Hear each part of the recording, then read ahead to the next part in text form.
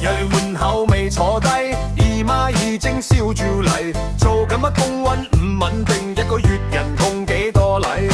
姑姐倒茶好隨便，花紅又冇分到先，我未開口想解釋，下一個問題已出現。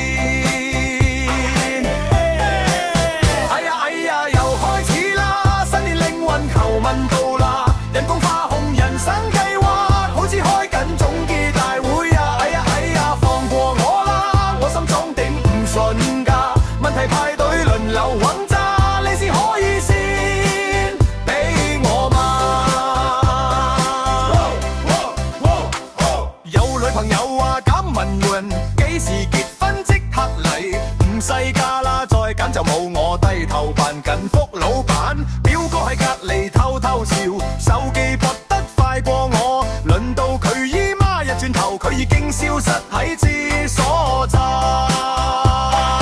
哎呀，又嚟啦！愛情進度被公開化，拍個結婚神仔啊，一條龍服務安排好啦。哎呀，唔再問啦，我心中頂唔順㗎，感情呢啲私人電話唔適合開。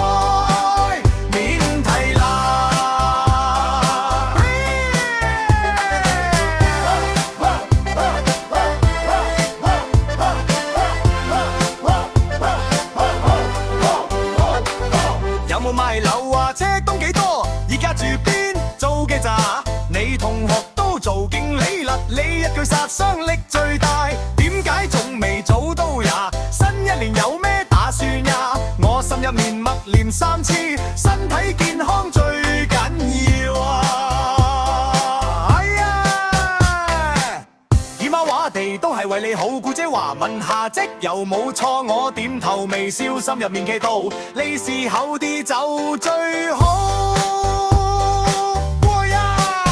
哎呀，新年到啦，問題收一收好嘛，少啲比較，多啲祝福，一家人開心最重要啦。恭喜發大財啦，身體健康最偉大，工作愛情慢慢嚟啦，利是都為我就答啦。